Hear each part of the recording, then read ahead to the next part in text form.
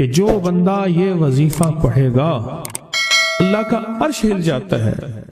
لا علاج بیماریاں ہوں، دکھ ہوں، غم ہوں، قرضے ہوں، مصیبتیں ہوں، ناکامیاں ہوں اور پریشانیاں ہوں، اور ایسے حالات کہ جو انسان کہے کہ بس سب تو موت ہی ہے، اس کے علاوہ کوئی راستہ نہیں، کوئی ایسی پریشانی ہو، اللہ کا نظام ہے کہ اس پہ وہ ملتا ہے جو انسان گمان نہیں کر سکتا، سوچ نہیں سکتا.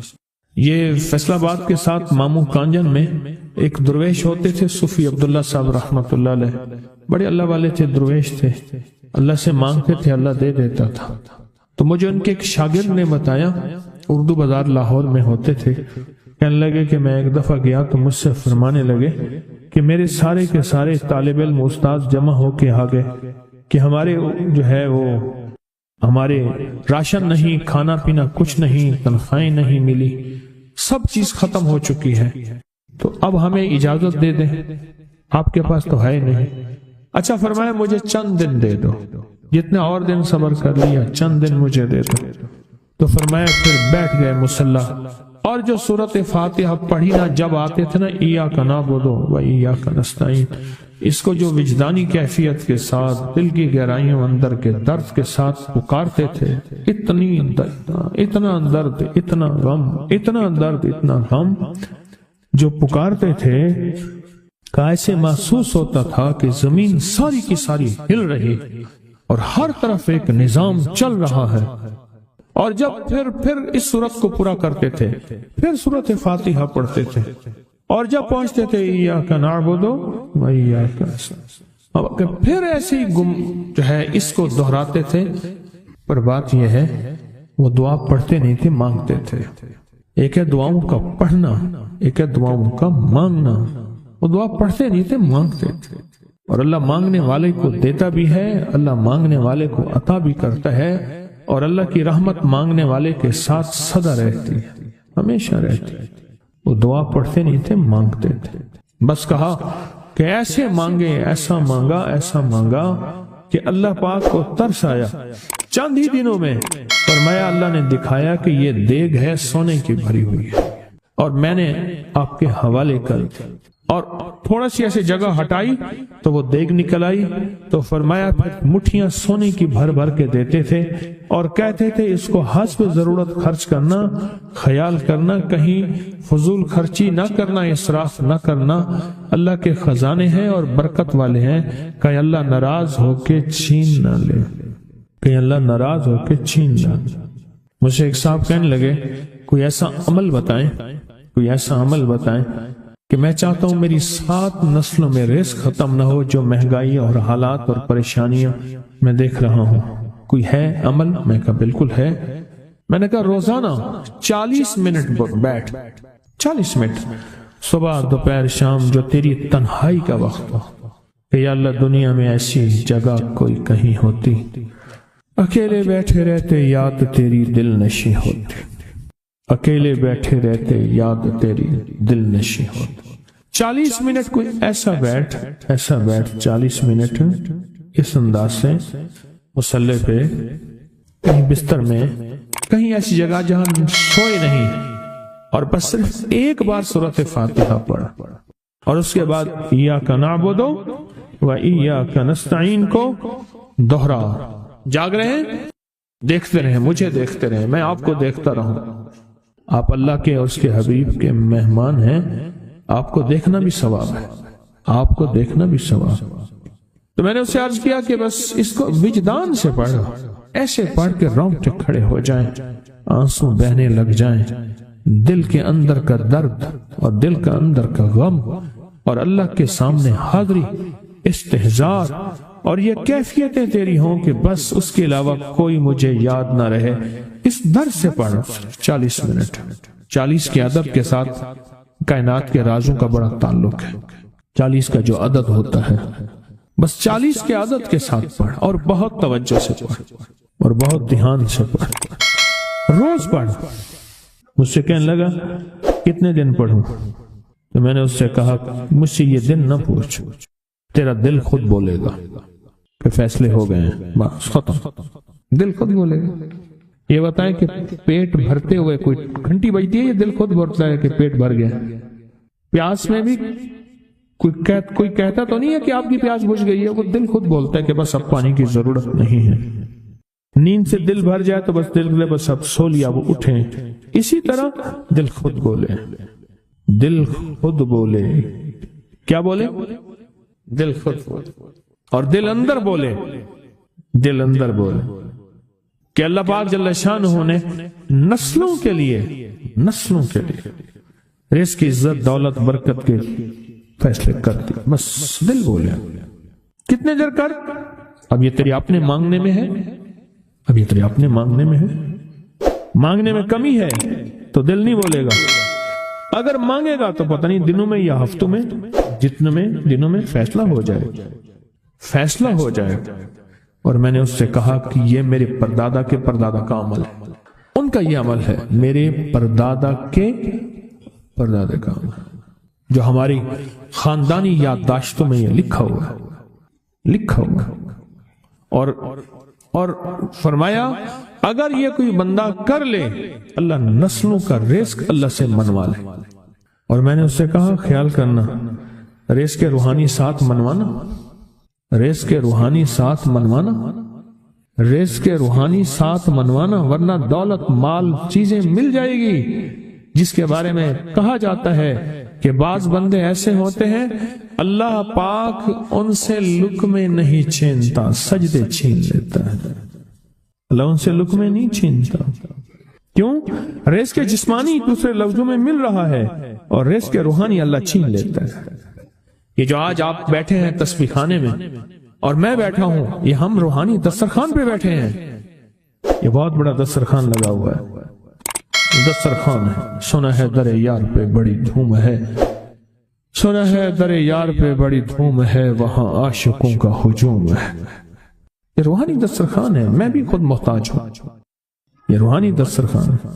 تو میں نے اس سے عرض کیا کہ ایک دسترخوان نہیں مانگنا، دونوں مانگنا، رزق روحانی بھی، رزق جسمانی تو اس کو بھی ملتا ہے جس کو کلمہ نصیب نہیں ہوا، رزق جسمانی تو اس کو ہی ملتا ہے جس کو کملی والی کی غلامی نصیب نہیں ہوئی، رزق جسمانی تو اس کو ہی ملتا ہے جس کے ماتھے پہ شقاوت لکھی ہے، رزق جسمانی تو اس کو ملتا ہے جو اللہ کا نافرمان ہے، رزق جسمانی تو اس کو ملتا ہے جو اللہ کے وجود کا انکار کرتا ہے، رزق جسمانی تو اس کو ہی ملتا ہے جو آخرت اور قبر کا انکار کرتا ہے، رزق جسمانی تو اس کو ملتا ہے جو جنات اور برزخ کا انکار کرتا ہے، رزق جسمانی تو اس کو ملتا ہے جو خود کملی والی کی نبوت کا انکار کرتا ہے، وہ تو بے بہا لوگ ہیں، ان کو ملتا ہے۔ پر تجھے بھی صرف رزق جسمانی ملا اور اللہ سے یہ منوا لیا، نہ یہ نہ منوانا، اللہ سے کہنا ہے اللہ رزق روحانی بھی دے اور رزق جسمانی بھی دے، دو رزق کٹھے عطا فرما، کون سا رزق؟ اور رزق جسمانی بھی دے۔ کہیں ایسا نہ ہو کہ میری نسلوں میں صرف مال، دولت اور چیزیں ہوں اور تیرا نام اور تیرے حبیب کا نام نہ ہو، تیرا نام اور تیرے کملی والے کا نام نہ ہو، تیرا نام اور تیرے دوستوں کا نام نہ ہو، تیرا نام اور تیری آل و اصحاب کا نام نہ ہو۔ کہیں ایسا نہ ہو میں محروم ہو جاؤں، مجھے آل اور محمد اور آل محمد اور اصحاب محمد کی نسبتیں یہ بھی ساتھ عطا کیے رکھ۔ میں نے اس سے کہا کہ دو چیزیں مانگنا۔ اچھا قدرت کا نظام ہے، تو دیوانے بھی ہوتے ہیں، یقین والے ہوتے ہیں، آپ جیسے آپ مخلص بیٹھے ہیں اور پوری دنیا میں ہمارے ساتھ اس وقت مخلص بیٹھے ہیں جو ہماری آج کی محفل میں شریک ہیں، ہوتے ہیں دیوانے۔ اس نے یقین سے پڑھنا شروع کر دیا، مجھ سے کہنے لگا ایک وقت ایک جگہ ہو بہت بہتر۔ میں نے اس سے کہا، میں نے کہا پھر بھی اگر ایک وقت ایک جگہ میسر نہ بھی ہو تو اگر عمل کسی وقت چوک جائے، عمل کی جگہ چوک جائے، عمل کا وقت چوک جائے، مجبوری میں نہ ہو تو بہتر ہے، پر توجہ نہ چوکے، دھیان نہ جائے، استحضار نہ جائے، یقین نہ جائے، اور سچا یقین ہو کہ میرا اللہ خود کہتا ہے یہ مانگنا بھی تو اسی نے دیا ہے نا، اسی نے مانگنا دیا ہے۔ جب اس کریم نے مانگنا ہی خود دیا ہے تو عطا بھی خود کرے گا۔ نہیں خوف نارے جہیم کا کہ کرم ہے مجھ پہ کریم کا، وہ خود عطا کرے گا مجھے، اس نے مانگنا دیا دے گا۔ یقین ہو ایسا ایسا ایسا ایسا اتنا زبردست یقین ہو، اتنا یقین ہو اللہ کے ملنے پہ اور اللہ کے مانگنے پہ، اتنا یقین ہو کہ گمان اور خیال سے بالا تر یقین ہو، بہت زیادہ یقین۔ یاد رکھیے گا میری بات، میری طرف دیکھتے رہیں، یاد رکھیے گا جس کو ملا ہے یقین کی طاقت میں ملا ہے، اور جس سے چھنا ہے بے یقینی نے اس سے سب کچھ چھین لیا، بے یقینی نے اس سے سب کچھ چھین لیا۔ جس کو ملا ہے یقین کی طاقت سے ملا ہے، یقین ہو کہ میں کر رہا ہوں اور اللہ مجھے دے دے گا۔ کہا کہ کیسا یقین ہو؟ کہا جیسے بکری کے تھن دودھ سے بھرے ہوئے اور میں کہوں کہ میرے ہاتھ سے دباؤں گا اور دودھ نکلے گا، اس سے زیادہ یقین۔ اور کہا کس سے زیادہ یقین؟ کہا کہ ایک بڑا نوٹ ہو اور بڑا نوٹ کے اندر جو ہے ایک آنے کی چیز آنی ہے، تو میں کہوں گا اس سے تو اس کی نوٹ کے اندر تو ہزاروں آنے ہیں، اور میں ایک آنے کی چیز، ایک ٹکے کی چیز لوں گا اور میرا کام بن جائے گا۔ اس سے زیادہ یقین ہو، اور اس سے کہیں زیادہ یقین ہو کہ سخت پیاس ہے اور میں پانی کو دیکھوں، اور پانی کو دیکھتے ہی مجھے یقین ہو کہ اس سخت پیاس میں میرا پیاس بجھ جائے گی، پیٹ بھر جائے گا۔ اس سے کہیں زیادہ یقین ہو۔ میں پھر بھی یقین کو نہیں سمجھا سکا، علم بھی محدود ہے، الفاظ بھی میرے پاس محدود ہیں۔ اس سے کہیں زیادہ یقین ہو، اس سے کہیں زیادہ یقین، اور بہت زیادہ یقین، اتنا یقین۔ کیا خیال ہے؟ آپ چاہیں گے اپنی نسلوں کے لیے بخت، رزق، نصیب اور مقدر منوا لیں؟ کیا خیال؟ وہ بڑا کریم ہے۔ میں نے ابھی نہیں بتایا کہ قرآن کا واقعہ سنایا، حضرت موسیٰ اور خضر علیہ السلام کا قرآن کا واقعہ سنایا کہ ان کی 7 نسلوں کا جو ابا تھا نا، وہ 7 نسلوں میں پہلے والا ابا، دادے کے دادے کے دادے کا دادا، وہ نیک تھا، وہ دعائیں مانگتا تھا، وہ اللہ کے ساتھ تعلق میں تھا، اس کا تقویٰ تھا، وہ اس کی نیکی کا اثر، اس کی نیکی کا اثر، اس کی نیکی کا اثر نسلوں میں منتقل ہوا، نسلوں میں منتقل ہوا۔ پڑھ لیں، مانگ لیں، اللہ سے کر دیں کہ اللہ میرے لیے اور میری نسلوں کے لیے رزق روحانی اور رزق جسمانی کے فیصلے کر دیں، رزق روحانی اور رزق جسمانی کے فیصلے کر دیں۔ شاہ عبد الرحیم تھے شاہ ولی اللہ رحمت اللہ علیہ کے والد محترم۔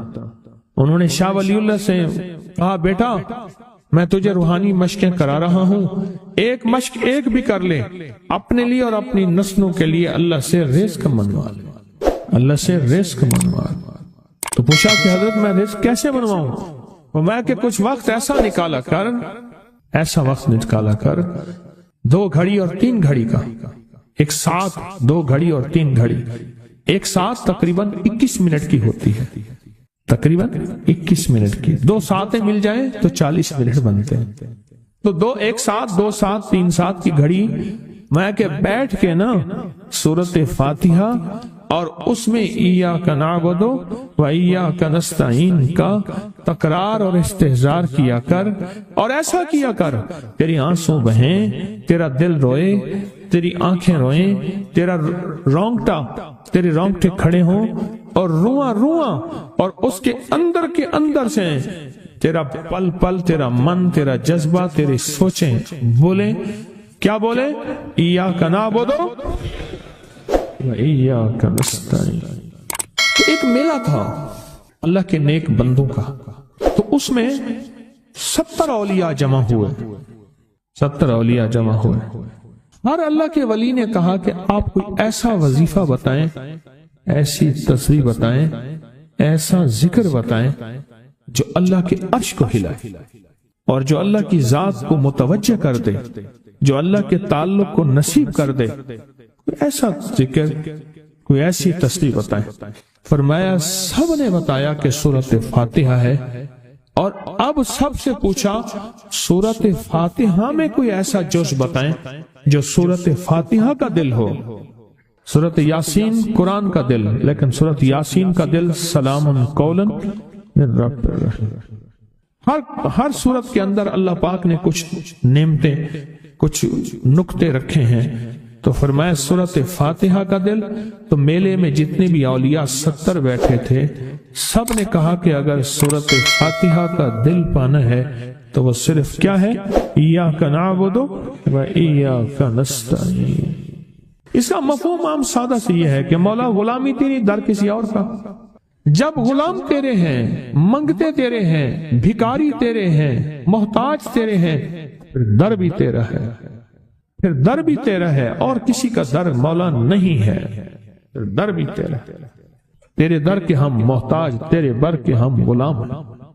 تو میں نے اس سے کہا کہ یہ وظیفہ کر، سارا دن پڑھی یا کنا بدو، اور کام بھی کرتا رہے، وضو بے وضو چلتا بھی رہے، یہ پڑھتا بھی رہے، پڑھتا بھی رہے، پڑھتا بھی رہے، چند دن چند ہفتے یہ عمل کر، اور رات سوتے ہوئے سورۃ فاتحہ پوری کر 40ویں، اور پھر درود پاک پڑھتے پڑھتے سو جا۔ 70 اولیاء نے فرمایا کہ جو بندہ یہ وظیفہ پڑھے گا اللہ کا عرش ہل جاتا ہے، اور فرشتوں میں کوہرام مچ جاتا ہے، اور فرشتوں میں اللہ کے بارگاہ میں فریادیں ہوتی ہیں کہ یا اللہ یہ بندہ ہے اور اس نے یہ عمل کیا ہے، یہ وظیفہ کیا ہے، اور ابھی تک اس کی دعا قبول نہیں ہوئی، اس نے یہ مانگا ہے ابھی تک دعا قبول نہیں ہوئی۔ فرشتوں میں یہ کوہرام مچ جاتا ہے۔ ایک اللہ کے دوست تھے، سوتے سوتے ایک دم اٹھ بیٹھے، اٹھنے کے بعد وجدانی کیفیت کے ساتھ جو ہے یہ وظیفہ پڑھنے لگے۔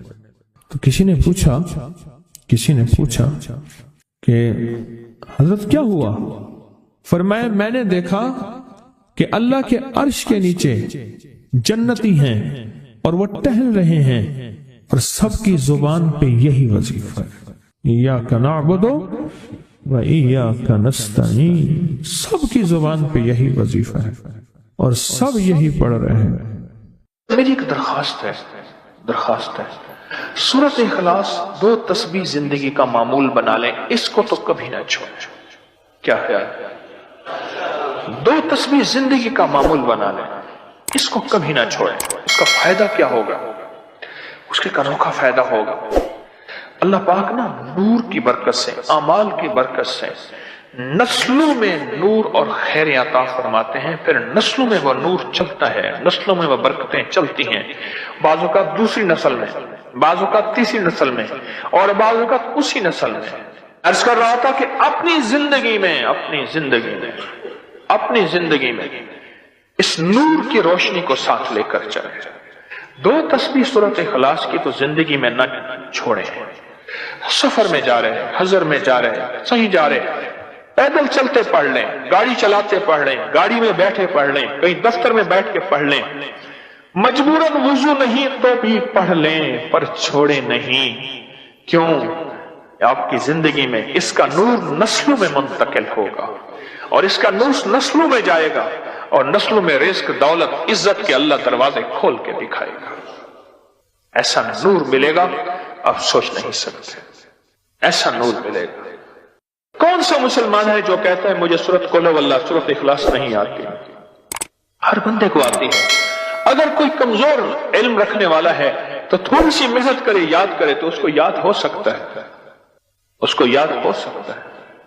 ایک میں آپ کو عجیب بات بتاؤں، شیخ ابوالحسن شاذلی رحمت اللہ علیہ، شاذلی سلسلہ، میں کہ جب تو اللہ سے خالص محبت کرنا چاہتا ہے اور چاہتا ہے کہ اللہ اس کے حبیب کی خالص محبت تیرے دل میں اتر جائے، اللہ اس کے حبیب کی خالص محبت تیرے دل میں اتر جائے، اور قیامت کے دن جب اعلان ہو وَامْتَازُوا الْيَوْمَ أَيُّهَا الْمُجْرِمُونَ، مجرم علیحدہ ہو جائیں، ہمارے دوست علیحدہ ہو جائیں، ولی علیحدہ ہو جائیں، بدکار علیحدہ ہو جائیں، تو اس وقت تو اللہ کے دوستوں کی لسٹ میں ہو تو ایک عمل کر لے۔ فرماتے ہیں وہ عمل ہے کہ سورۃ اخلاص کو اپنے دل کی دنیا میں جگہ دے دے۔ اللہ اکبر۔ شیخ ابوالحسن شاذلی رحمت اللہ علیہ فرماتے ہیں، اور فرمایا جو سورۃ اخلاص پڑھے گا وہ حالت ایمان سے دنیا سے رخصت ہوگا، حالت ایمان دنیا میں سے رخصت ہوگا، اور ایمان کی آخری کیفیت میں رخصت ہوگا۔ اور ایک اللہ کے ولی نے اپنا مشاہدہ بیان کیا، میرے پاس لوگ آئے رزق کی تنگی میں مبتلا تھے، میرے پاس لوگ آئے بدحال ہو چکے تھے، میرے پاس ایسے لوگ آئے جن کی تنخواہیں بچتی نہیں تھیں، میرے پاس ایسے لوگ آئے جن کے گھر میں جھگڑے ناچاکیاں تھیں، اور میرے پاس ایسے لوگ آئے جن کی زندگیاں تنگ تھیں، اور جو نیکی کرنا چاہتے تھے کر نہیں سکتے تھے، خیر میں آنا چاہتے تھے آ نہیں سکتے تھے، اور برائیاں ان کا راستہ چھوٹی نہیں تھی اور نیکی کے دروازے بند تھے۔ کہا میں نے ان سے کہا کہ 2 تسبیح سورت قل ہو اللہ کی پڑھ لو۔